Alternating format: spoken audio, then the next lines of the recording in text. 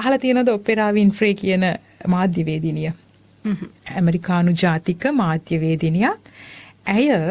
ඇයගේ ජීවිතයේ ඇය මුණ දෙන අභියෝග කොච්චරද කියනවනම් අවුරුදු 9 දී තමයි ඇය ලිංගික අපයෝජනයට ලක් වෙන්නේ. ඒ තරම් අවුරුදු 9 කියන්නේ කොච්චර චූටිද කියන්නකෝ.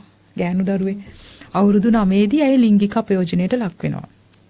අවුරුදු 14 දී ඒකේ ප්‍රතිඵලයක් විදිහට කාලයක් ඒ ලිංගික අපයෝජනයට මුහුණ දීලා අවුරුදු 14 දී දරුවෙකුත් බිහි කරනවා. අවුරුදු 14 වගේ පුංචි වයසකදී.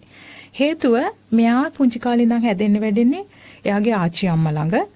අම්මා සිංගල් මාම් කෙනෙක් විදිහට තමයි මෙයාව බලාගන්නේ. අම්මයි කියන්නේ මෙයාව කියා කරලා නැහනේ. තමන්ගේ දරුවව පරිස්සමෙන් රැක බලා ගත්තා නම් එයා කිසිම වෙලාවක අවුරුදු 9 දී ලිංගික අතවරයකට ලක් වෙන්නේ නැහැ. අවුරුදු 14 දී දරුවෙක් බිහි කරන්නෙත් නැහැ. හැබැයි ඒකෙන් පස්සේ ওই සිද්ධාමෙන් පස්සේ මෙයාගේ වාසනාවට මෙයා යනවා මෙයාගේ තාත්තා ළඟට.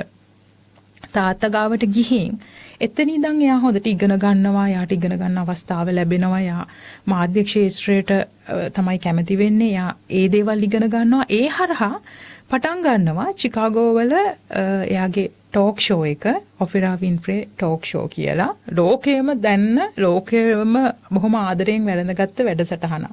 ඊට පස්සේ මෙයා 2007 මට මතක විදිහට 2007 අවුරුද්දේදී ලෝකේ බලවත්ම කාන්තාව බවට පත් වෙනවා කාන්තා ලයිස්තුවේ. හරි. එතකොට ඒ විදිහට පත් වෙලා පළවෙනි කළු ජාතික බිලියනපතිනිය බවට පත් වෙනවා තව අවස්ථාවක. දැන් මේ වෙනකොට ඔපෙරා වින්ෆ්‍රේ හඳුන්වන්නේ සියලුම මාධ්‍යයන් වල රෙජින Queen of all media කියන අර නමක් පට බැඳිලා තියෙනවා යාට. එතකොට කොහොමද කියන්නේ කාන්තාව දුර්වලයි කියලා? එයා නිවේදිකාවක් විතරක් නෙමෙයි. එයා වැඩසටහන් නිෂ්පාදිකාවක්. රයිටර් කෙනෙක්, ඇක්ටර් කෙනෙක්, ඇක්ට්‍රස් කෙනෙක්.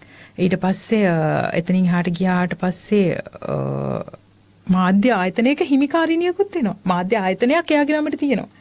එතකොට අර කියන දේවල් හරහා දැයිව ලබා ගත්තේ නෑ. ඒ යාගේ කැපවීම, එයාට ලැබිච්ච අධ්‍යාපනය, එයාගේ උනන්දුව, ඒ හැම දෙයක්ම එක්ක තමයි පුංචි කාලේ අමිහිරි අත්දැකීම් වලට මූණ දුන්නා. නමුත් ඒක යාගේ ගමනට බාධාවක් කරගත්තේ නෑනේ. ඉතින් මම කියන්නේ කොහොමද එතකොට කාන්තාව දුර්වල චරිතයක් වෙන්නේ?